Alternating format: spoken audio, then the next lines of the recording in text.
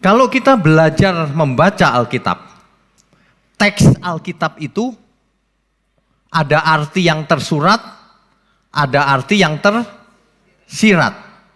Ada yang jelas terlihat, ada yang ada di belakangnya itu ada apa? Tersurat dan tersirat. Ada gambar kecilnya, ada gambar besarnya. Banyak orang terjebak memandang Alkitab dengan gambar-gambar kecil. Seolah-olah teks Alkitab itu dilihat pakai sedotan. Tidak akan mendapatkan gambar besar. Tidak akan mengerti pikiran perasaan Kristus. Apalagi kalau sukanya pilih-pilih ayat. Ayat tertentu saja yang jadi favorit. Tidak boleh ada ayat favorit tertentu saja. Harus satu Alkitab, katakan amin. Nah, tetapi memang ada kendala, Alkitab itu kan tebal. Kadang-kadang ada kalimat yang sulit dimengerti. Makanya perlu yang namanya hermeneutika, hermeneutik. Pendalaman Alkitab itu harus mengajar jemaat supaya cerdas. Jangan sampai pengkhotbah salah pun diaminkan. Harus cerdas membaca Alkitab sendiri. Harus cerdas bagaimana berhubungan dengan Tuhan. Jangan nitip. Makanya harus ada yang bisa menjelaskannya dengan benar. Supaya semua yang mendengar firman mengerti dengan benar. Kenapa harus mengerti dengan benar? Kita baca Matius 13 ayat 23. Yang ditaburkan di tanah yang baik ialah orang yang mendengar firman itu dan mengerti, dan karena itu ia berbuah. Ada yang 100 kali lipat, ada yang 60 kali lipat, ada yang 30 kali lipat. Iya. Kenapa firman harus dimengerti dengan benar? Supaya hidup orang itu berbuah-buah. Ada yang 100 kali lipat. 60, 30. Bayangkan kalau seseorang berbuah hidupnya 100 kali lipat. Itu menggambarkan perubahan yang sangat luar biasa. Itu bukan dompetnya yang berkali-kali lipat. Jangan salah ya. Banyak kesesatan di luar sana. Ayat ini bicara soal firman supaya dimengerti. Yang berbuah hidupnya, karakternya, kodratnya, bukan hartanya. Itulah sebabnya ilmu ini dinamakan hermeneutika, hermeneutik.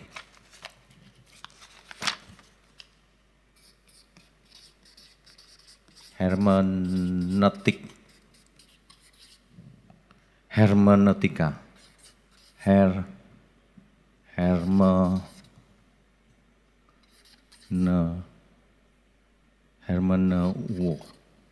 Jadi hermeneutika ini dalam kata kerjanya hermeneuo.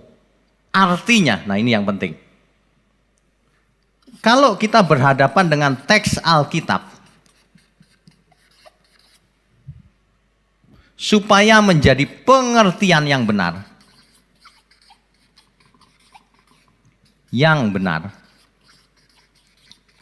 dibutuhkan suatu proses. Tidak bisa orang membaca terus suka-suka sendiri. Oh, yang diberkati itu rumahku. Enggak bisa. Baca yang dimaksud teks Alkitab apa? Suatu firman itu. Hermeneuo. Itu artinya. Explain. To explain. Apa artinya? Menjelaskan. To interpret. Menginterpretasikan. Mengartikan. Kadang-kadang to translate.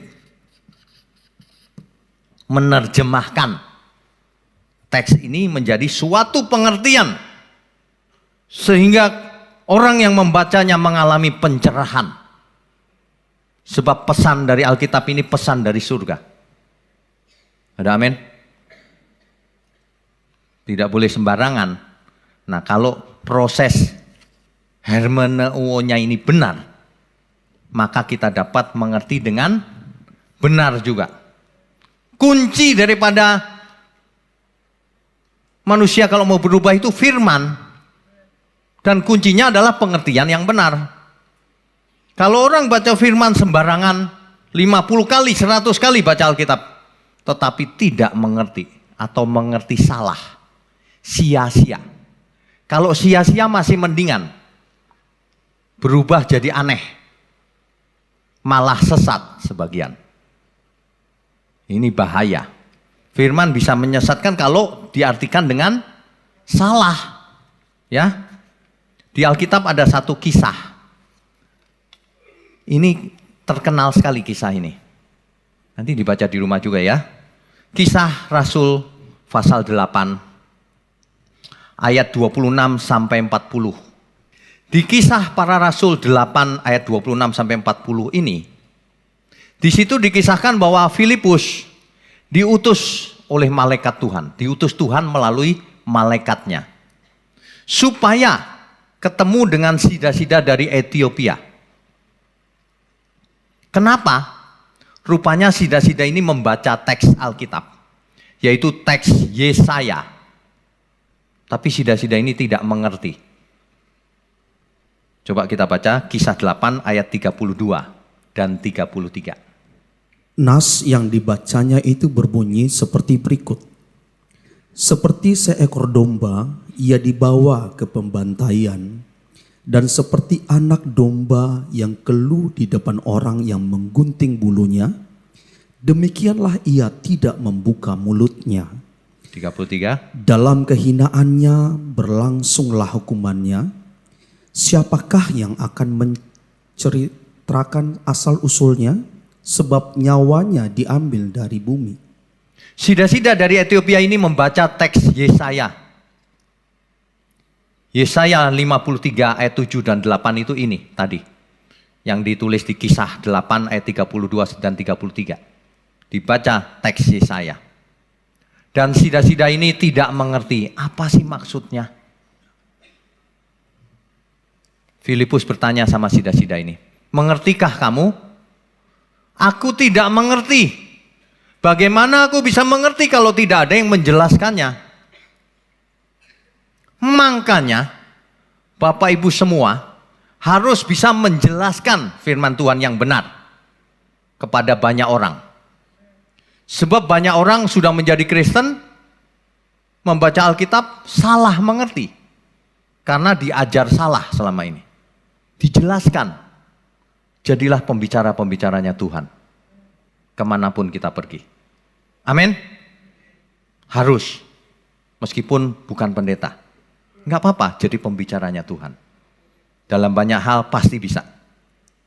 Jadi, lalu Filipus ini menjelaskan. Artinya itu, yang dimaksud Yesaya itu, seperti domba keluh dibawa ke pembantaian, itu Kristus. Itu metafora daripada Kristus. Figuratif daripada gambaran Kristus. Lalu singkat cerita sida-sida dari Ethiopia ini minta baptis. Bertobat. Karena mengerti yang dimaksud firman Tuhan. Kalau orang tidak mengerti bagaimana bisa bertobat? Banyak orang ngomong ikut Yesus. Tapi nggak bisa menjelaskan dan hidupnya nggak jadi saksi. Malah jadi sandungan. Banyak orang tidak bertobat. Dunia gelap, butuh garam dan terang. Itulah sebabnya Tuhan berkata jadilah garam dan terang dunia. Jangan sia-siakan hidup kita. Kita semua yang di sini harus jadi garam dan terang. Amin ya. Hidup cuma sekali. Yesus sendiri menjelaskan kebenaran ini sejak awal. Dari kitab Kejadian sampai kitab Wahyu. Tuhan Yesus menjelaskan bahwa Bapa mengutus aku. Dan sama seperti Bapa mengutus aku mengutus kamu semua, mengutus kita semua. Itu kebenaran. Itu jangan pernah ditawar. Hermeneutik model apapun ilmu tafsir, kalau ujungnya bukan pada Kristus, pasti salah. Kalau ujungnya apalagi pada diri sendiri, kiranya aku menjadi kaya, sesat. Sebab Tuhan tidak pernah ngomong begitu. Ada amin? Banyak sekali itu yang begitu. Kiranya aku diberkati, menjadi tuan tanah, kaya raya di bumi. Gak ada itu Kristus ngomong begitu. Meskipun ada ayatnya, kalau Tuhan yang ngomong gak begitu, artinya ayat itu sudah tidak berlaku. Artinya ayat itu sudah digantikan oleh yang baru. Contoh, perjanjian sunat antara Allah dan Abraham. Alkitab mencatat perjanjian menjadi perjanjian yang kekal selamanya. Tapi itu pun dibatalkan akhirnya. Yang penting bukan sunat fisik, tapi sunat hati. Perhatikan, kalau belajar itu yang up to date, yang sempurna, yang terakhir. Perjanjian itu yang paling berlaku adalah yang terakhir. Makanya kita mesti belajar dengan benar. Banyak sekali ajaran-ajaran yang tidak didasarkan pada Kristus. Ketinggalan di perjanjian lama. Kita harus mulai sekarang harus cerdas. Kalau baca Alkitab itu harus pakai pikiran yang besar. Gambar besar. Tuhan maunya apa ya? Jangan gambar kecil. Jangan di level ayat berpikirnya itu. Berpikirnya harus di level Alkitab. Ada amin nggak? Banyak orang mikirnya di level ada ayatnya Pak. Itu ayatiah. Mikirnya apakah Alkitab keseluruhannya? Akhirnya bagaimana? Kesimpulannya bagaimana? Jangan ada ayatnya Pak. Ayatiah. Tuhan sendiri yang mengajar hukum yang terutama. Kasihlah Tuhan Allahmu dengan segenap hatimu, dengan segenap jiwamu, dengan segenap akal budimu, dengan segenap kekuatanmu. Kalau mau diteruskan, dengan segenap yang ada pada kita. Dengan semua talenta yang diberikan Tuhan pada kita. Dengan semua uang mina yang diberikan Tuhan pada kita. Ingat perumpamaan tentang uang mina, tentang talenta. Seluruhnya harus digunakan untuk mengasihi Tuhan. Dan yang sama dengan itu, sama loh, bukan yang nomor 2 prioritasnya. Yang sama dengan itu, kasihlah sesamamu seperti engkau mengasihi dirimu sendiri. Jadi kalau kita melakukan hermeneutik, menafsir ayat apapun di Alkitab, kalau tidak sesuai dengan ini, kebenaran ini, salah pasti. Harus sesuai dengan apa yang Tuhan Yesus ajarkan. Banyak orang canggih, eksegesis pintar, bahasa Yunani pintar, bahasa Ibrani pintar, tapi hasil dari kesimpulannya salah. Karena tidak sesuai dengan ajaran Kristus. Kita baca Yohanes 4 ayat 25 dan 26. Jawab perempuan itu kepadanya, aku tahu bahwa Mesias akan datang, yang disebut juga Kristus. Apabila ia datang, ia akan memberitakan segala sesuatu kepada kami. Kata Yesus kepadanya, akulah dia yang sedang berkata-kata dengan engkau.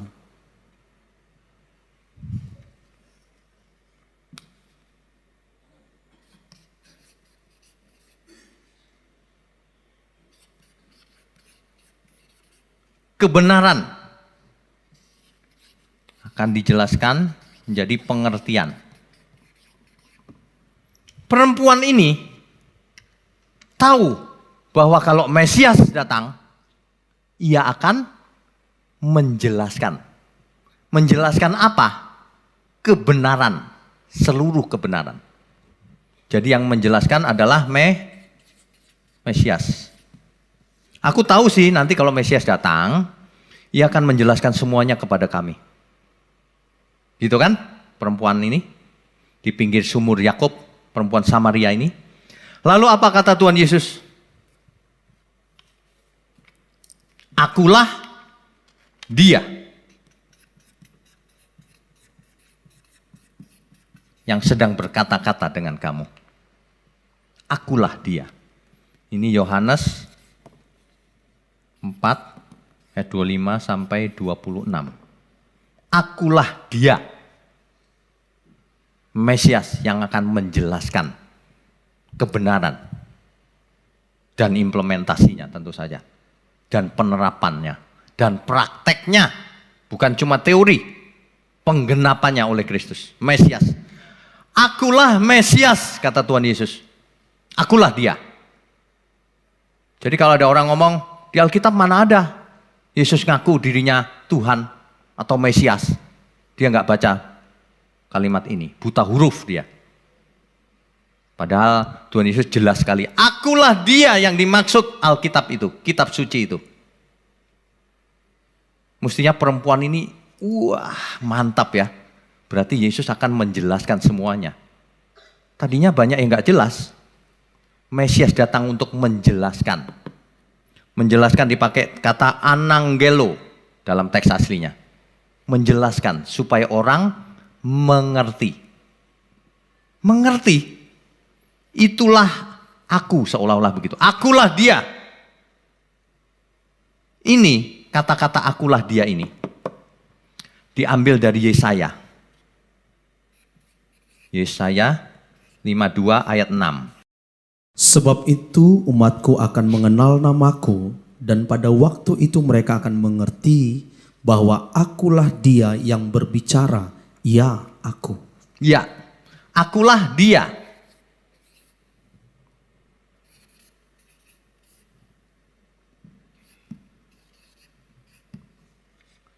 Ini ekspresi ini bacanya ego eimi.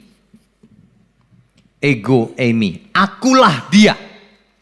Sepanjang sejarah dunia tidak ada yang pernah berani ngomong akulah dia. Ekspresi ego eimi ini tidak pernah ada nabi siapapun manusia di dunia ini yang pernah ngomong ego eimi kecuali Yesus. Tidak pernah ada orang di dunia ini yang hidup berani ngaku ehyeh aser ehyeh. Aku ya aku. Ingat gak Musa tanya siapa namanya Tuhan? Kalau aku ditanya Israel siapa namamu? Ehyeh aser ehyeh. Aku ya aku. Ini sama ini ego ini. Akulah dia. Sebab kalau kamu tidak percaya bahwa akulah dia, kamu akan mati binasa dalam dosamu. Kalau ada orang yang menolak Yesus, dia akan binasa. Pasti. Dan kebinasaannya dimulai hari ini, gak tunggu mati. Lihat kualitas hidupnya. Orang yang menolak Yesus. Seperti orang mati, gak punya nurani. Seperti setan sudah. Cara berpikirnya, perasaannya, semuanya sudah rusak. Orang yang menolak Yesus. Ada amin? Kita beri kemuliaan untuk Tuhan. Matius 13 ayat 17. Sebab aku berkata kepadamu, sesungguhnya banyak nabi dan orang benar ingin melihat apa yang kamu lihat, tetapi tidak melihatnya, dan ingin mendengar apa yang kamu dengar, tetapi tidak mendengarnya. Iya, banyak orang benar, raja, nabi, kalau mau diteruskan para filsuf, ingin mendengar yang kamu dengar, ingin melihat yang kamu lihat. Mereka nggak lihat. Kenapa?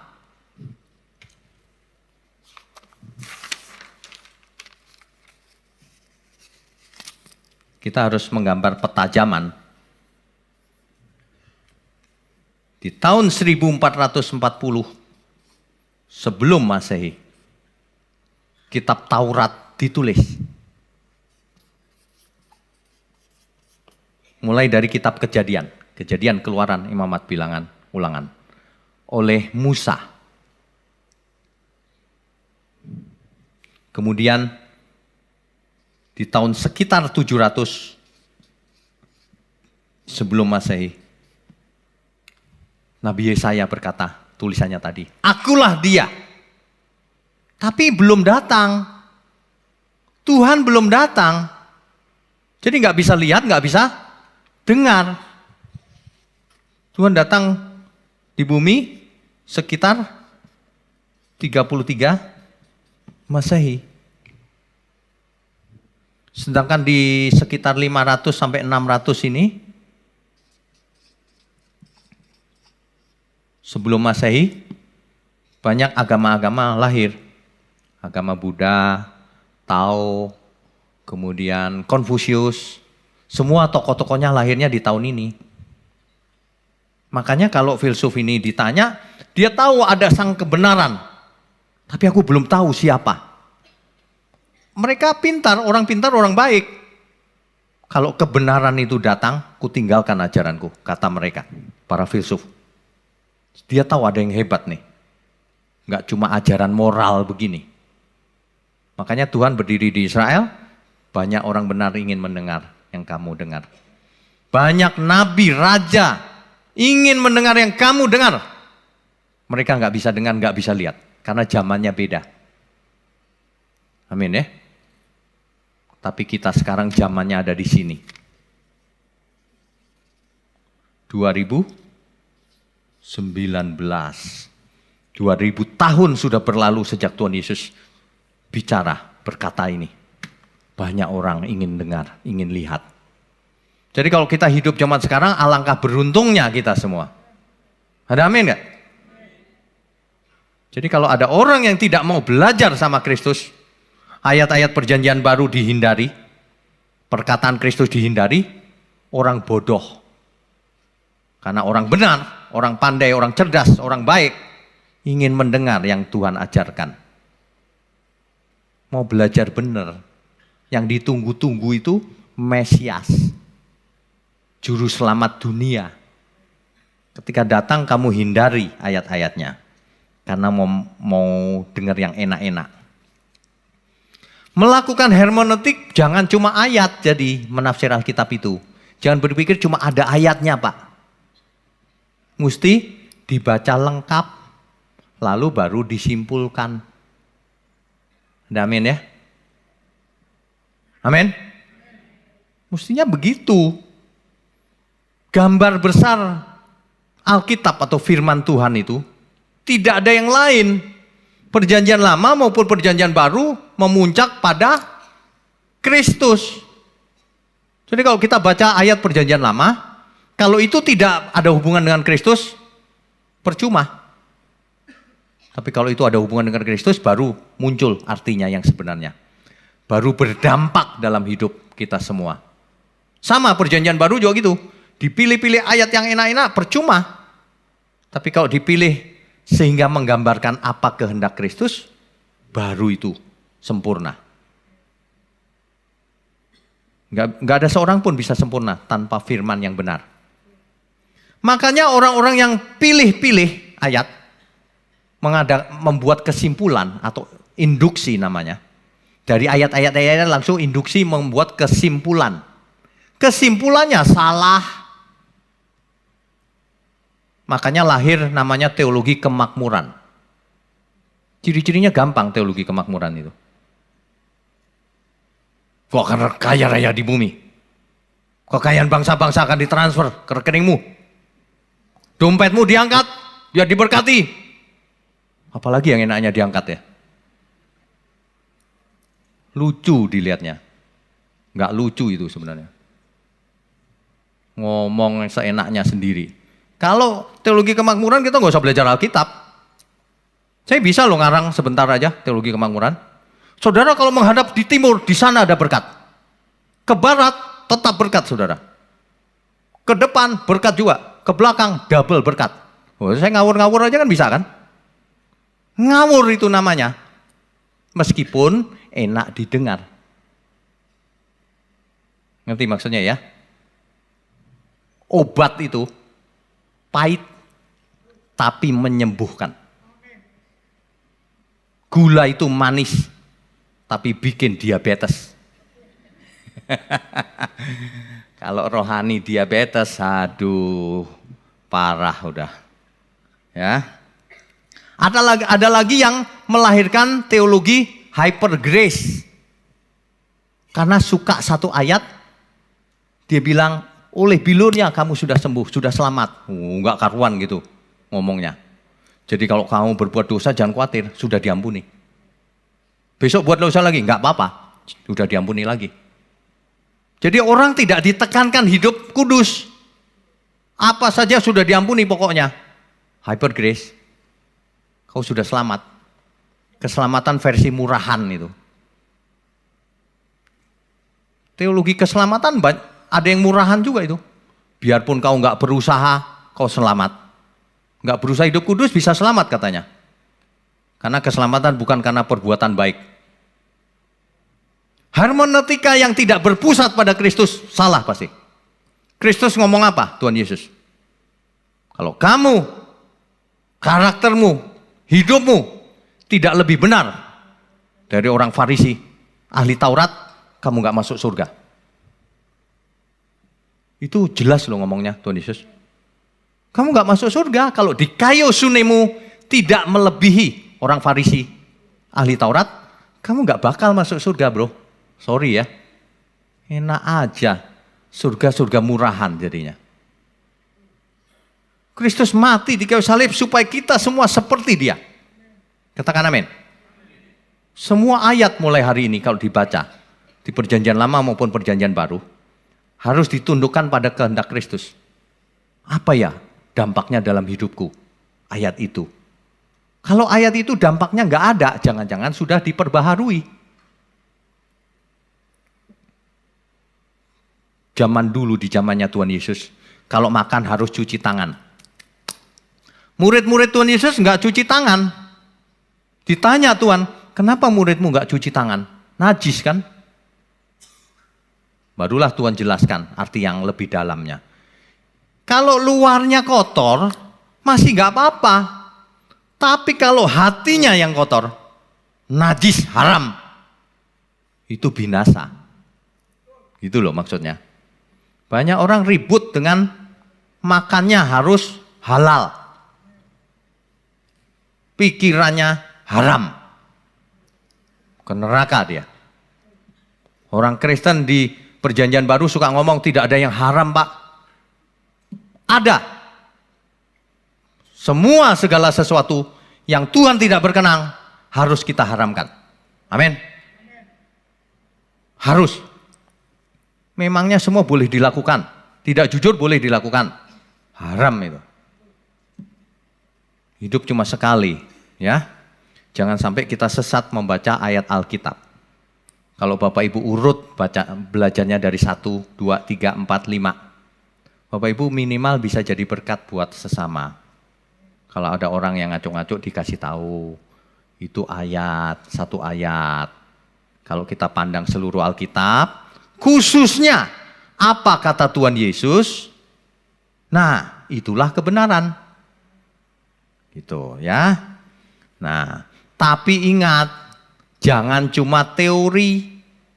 Banyak orang suka pinter teori, tapi tidak melakukannya dalam hidupnya sehari-hari. Itu seperti orang sakit jiwa. Pinter, tapi nggak melakukan. Itu sakit jiwa namanya. Berkepribadian ganda. Kita semua mau sembuh, amin?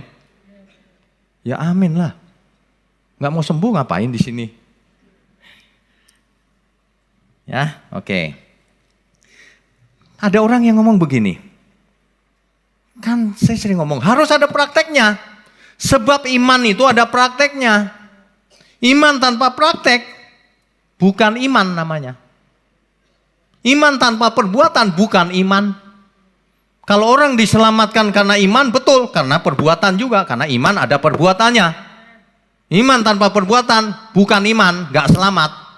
Apalagi yang suka mengaku di mulut doang.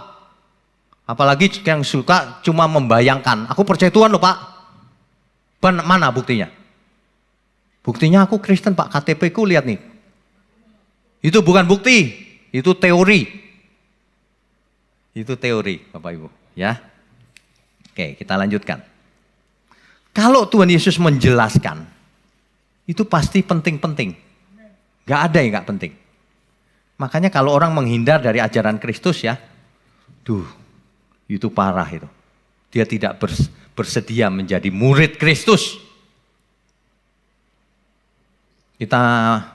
Sore ini kita akan tarik pelajaran dari apa yang dikatakan Tuhan Yesus. Yohanes 5 ayat 39 sampai 40. Kamu menyelidiki kitab-kitab suci sebab kamu menyangka bahwa olehnya kamu mempunyai hidup yang kekal. Tetapi walaupun kitab-kitab suci itu memberi kesaksian tentang aku, namun kamu tidak mau datang kepadaku untuk memperoleh hidup itu. Ya, Tuhan Yesus tahu bahwa ada banyak orang suka belajar kitab suci. Banyak orang belajar kitab suci, menyelidiki kitab suci. Dan banyak orang berpikir bahwa dengan belajar kitab suci bisa hidup kekal.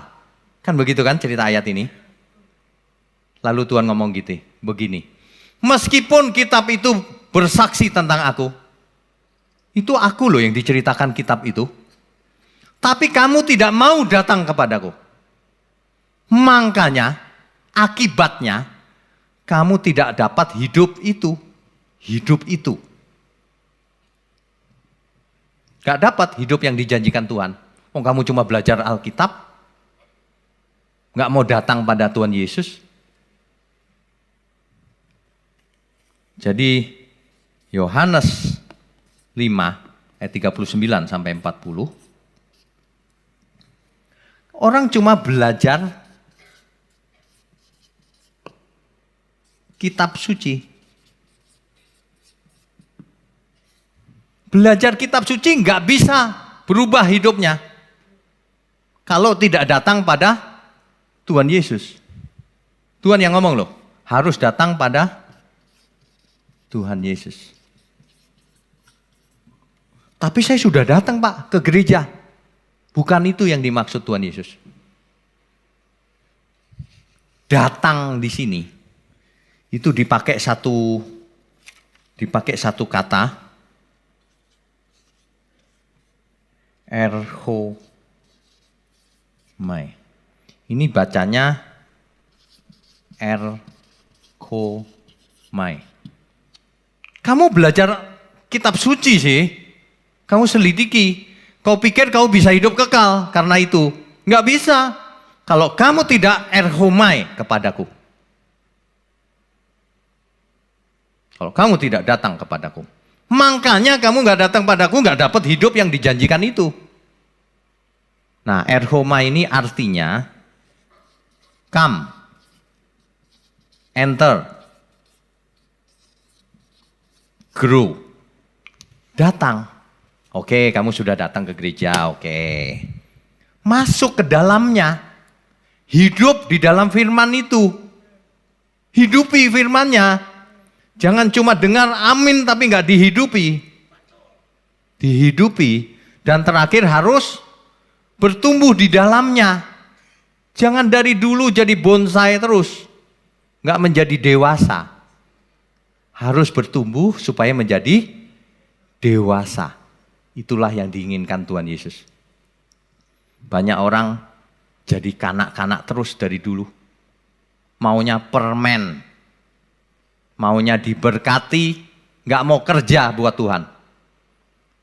Maunya diberkati, hartanya, tapi pelit sama sesama.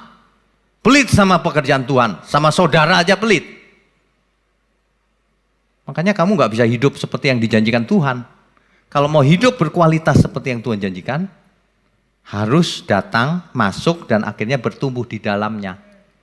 Itu kalau dalam kalimat lain, kalau kamu tetap di dalam firman-Ku, kamu adalah benar-benar murid-Ku, belajar.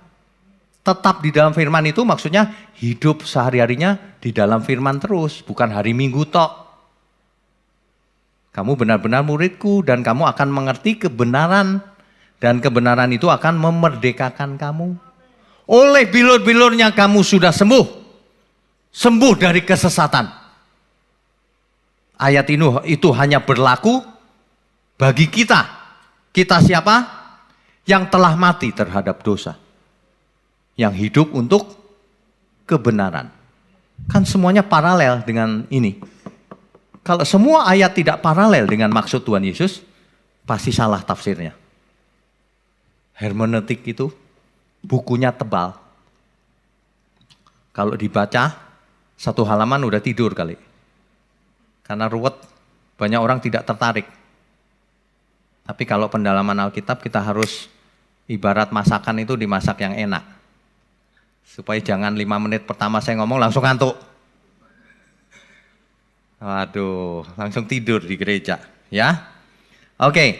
Nah, jika gambar besarnya kita sudah mengerti, untuk apa sih Tuhan Yesus datang ke dunia ini?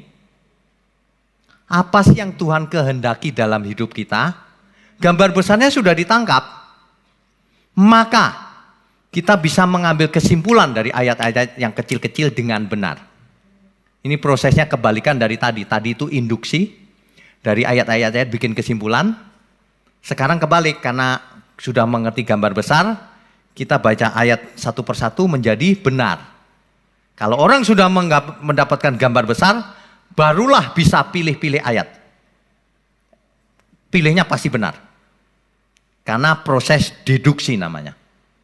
Deduksi pasti benar.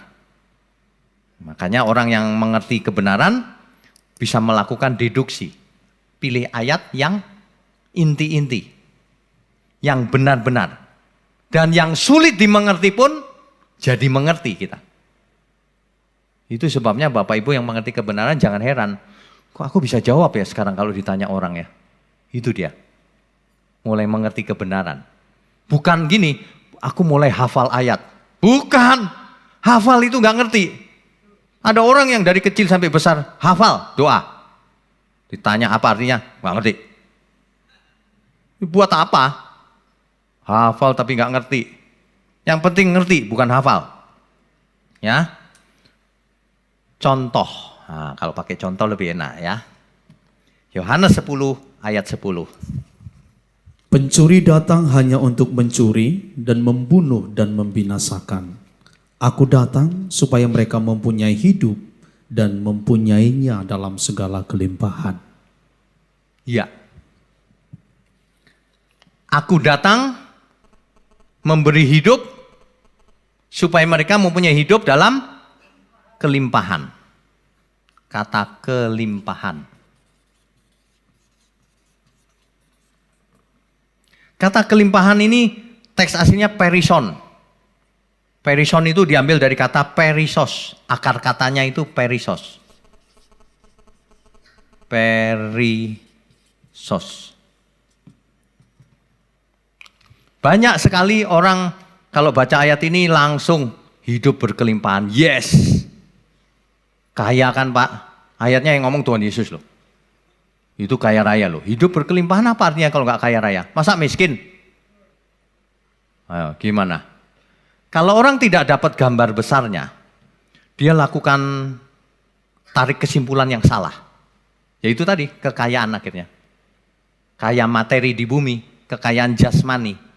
Tapi kalau kita mengerti gambar besarnya, Tuhan Yesus tekanannya hidup berbuah-buah karakternya. Maka kita harus melihat ini artinya benar kaya raya atau kaya karakternya. Perisos ini, kalau kita lihat kamus leksikon, artinya ada 2.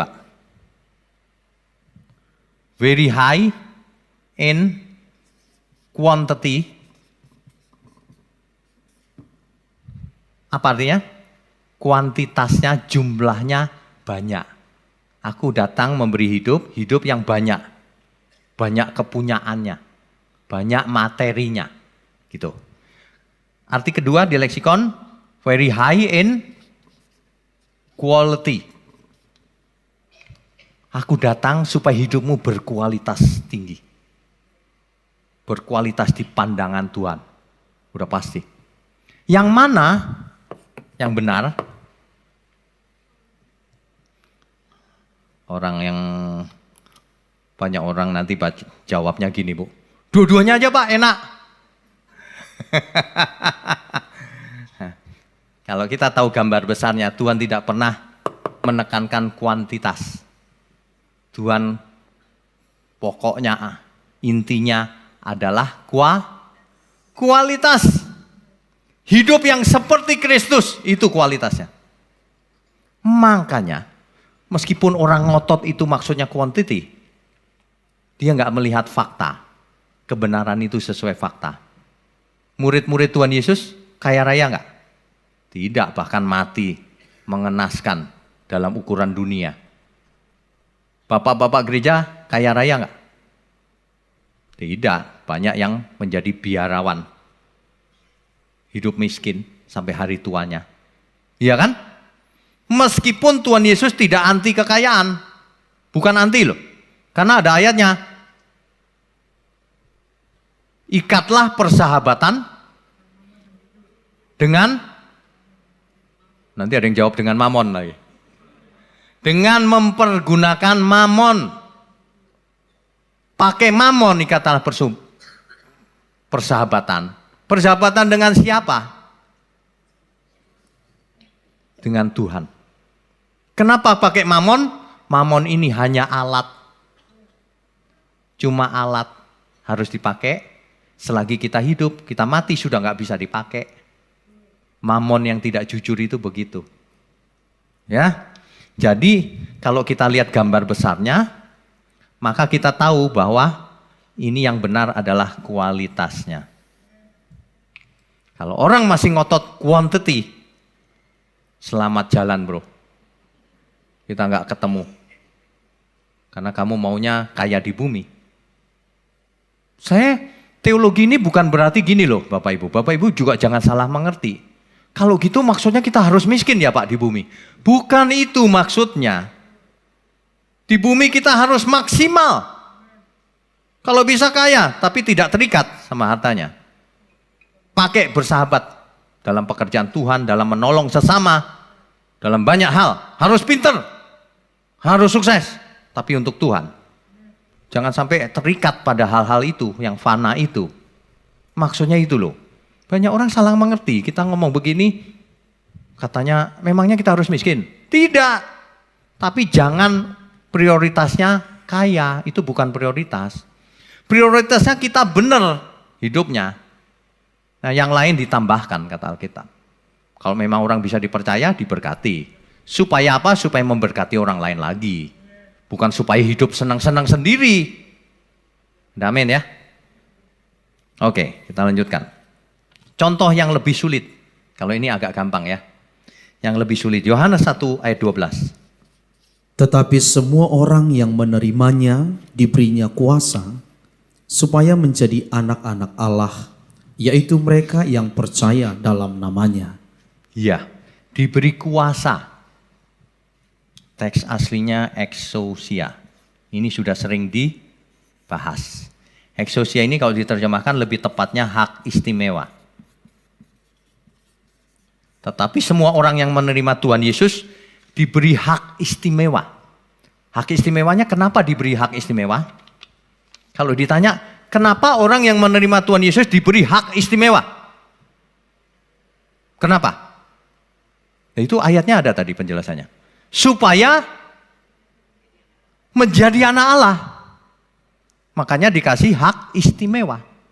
Hak istimewanya apa? Enggak ditulis di ayat itu. Betul ya?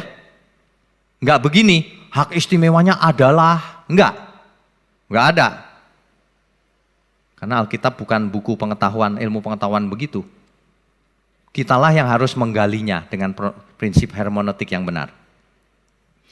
Apa saja hak istimewa yang diberikan Tuhan agar kita bisa menjadi anak Allah.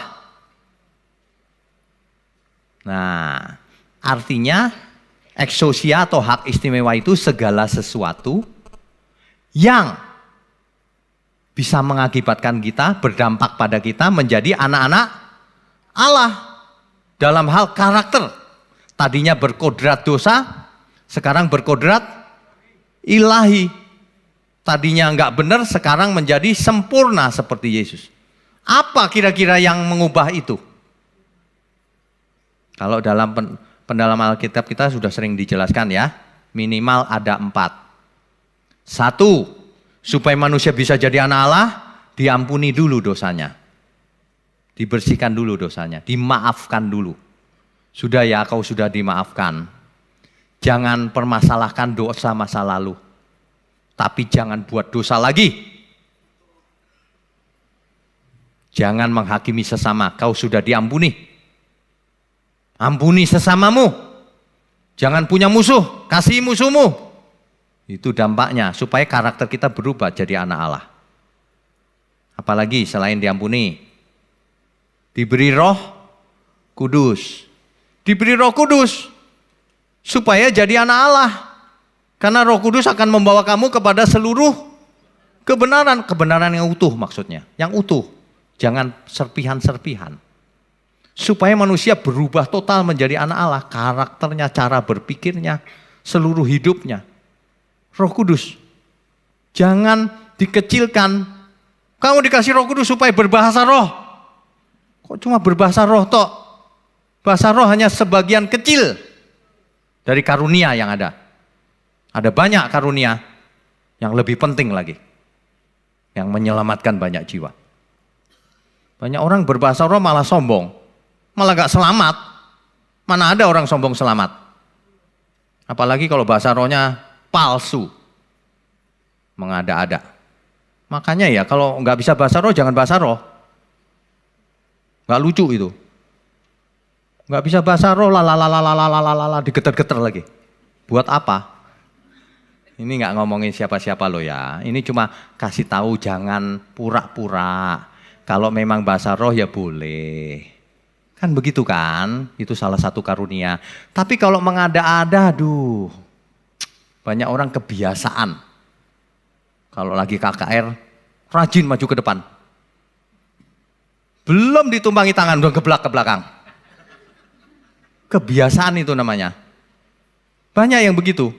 Yang maju ke depan itu terus. Kalau kita lihat fotonya kok sama ya orangnya ya. Itu namanya tuman. Kebiasaan namanya. Aduh. Jadi Bapak Ibu kalau baca teks Alkitab mulai sekarang, ingat baik-baik. Intinya itu adalah Kristus. Kalau ayat itu tidak berdampak sama karakter kita, membawa karakter kita kepada Kristus, hermeneutiknya salah. Semua ayat. Kalau suatu ayat membawa kita pada diri sendiri, itu pasti salah. Teologi kemakmuran, diri sendiri yang diomongin terus. Ketika ngomongin Allah itu baik, ada maksudnya juga. Ada modusnya. Ada udang di balik rempeyek. Iya, Allah itu baik, Allah itu baik. Maksudnya, bikin aku kaya, tak akan kekurangan aku. Oh, ada modusnya selalu. Salah. Semua harus diartikan untuk kemuliaan Tuhan. Katakan amin. Itu baru benar. Nanti mulai sekarang ya, nanti kau pulang dari sini, baca Alkitab, coba dengan pikiran yang benar. Nanti jadi jelas semua ayat. Jadi jelas. Iya, jadi jelas. Ingat ya tadi ya, kita sudah baca ayatnya tadi. Mana tadi? Ini dia. Herhomai. Hak istimewa, jangan disia-siakan. Kalau kita baca Alkitab, ya itu tadi. Jangan salah lagi mulai sekarang. Ya, hermeneutik yang benar. Kristus oriented yang pertama. Fokusnya, baik perjanjian lama maupun perjanjian baru, Kristus fokusnya. Apanya? Cara hidupnya. Apanya? Cara berpikirnya Kristus. Apalagi? Cara berperasaannya Kristus. Apalagi? Cara berkehendaknya, berkeinginannya Kristus. Itu puncaknya itu ada di situ. Kalau manusia tidak diarahkan ke sana, tidak bisa jadi anak Allah. Statusnya tok anak Allah, KTP-nya. Hidupnya bukan anak Allah. Tidak ada kompromi dengan ayat manapun. Kalau Kristus berkata A, selain A, nggak benar pasti. Atau sudah diganti. Jadi kalau orang Belajar Alkitab harus tekanannya ayat-ayat yang Tuhan Yesus katakan. Semua ayat perjanjian lama atau di perjanjian baru yang tidak sesuai dengan Kristus, lupakan. Untuk belajar aja, oh dulu begitu, sekarang begini nih menurut Kristus. Sebab Tuhan datang, aku memberi pembaharuan pikiran.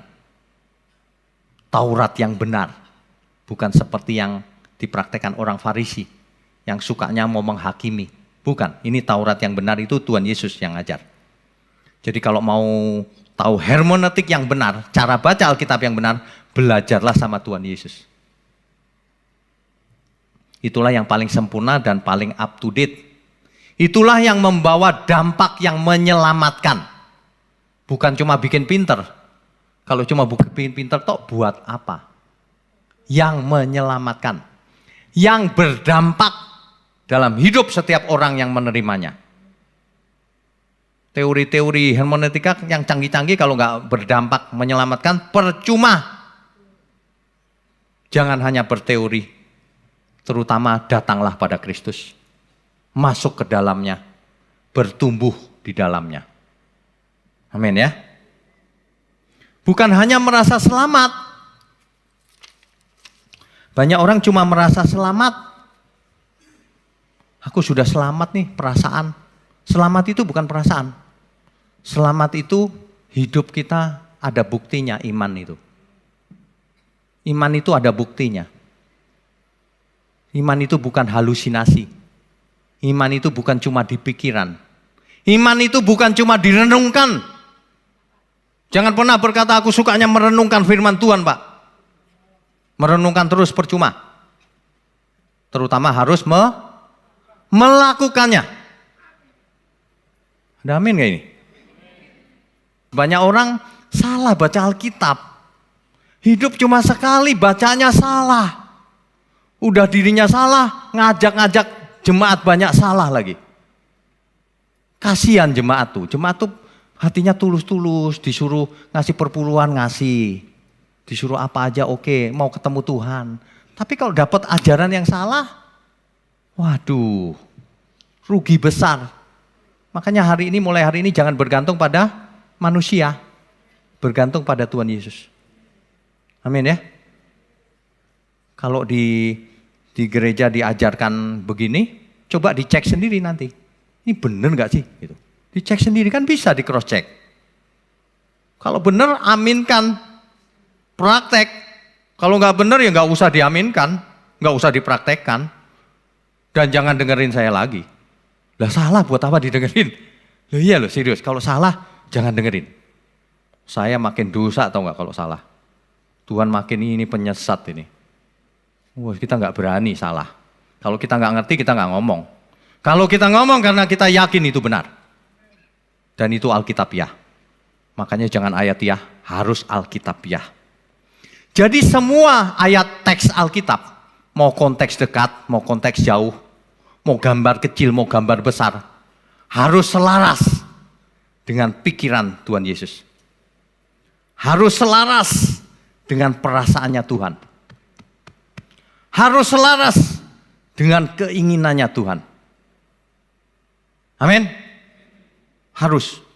Yang enggak selaras dibuang aja. Kita fokus ke Tuhan Yesus saja mulai hari ini. Yang lain untuk pelajaran bahwa oh dulu begitu ya. Tapi sekarang Tuhan Yesus begini. Yang lama sudah berlalu. Yang sekarang yang ini.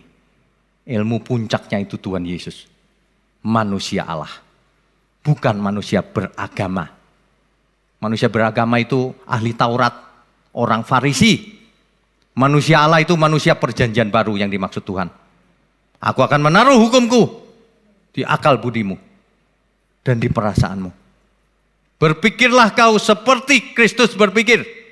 Berperasaanlah kau seperti Kristus berperasaan.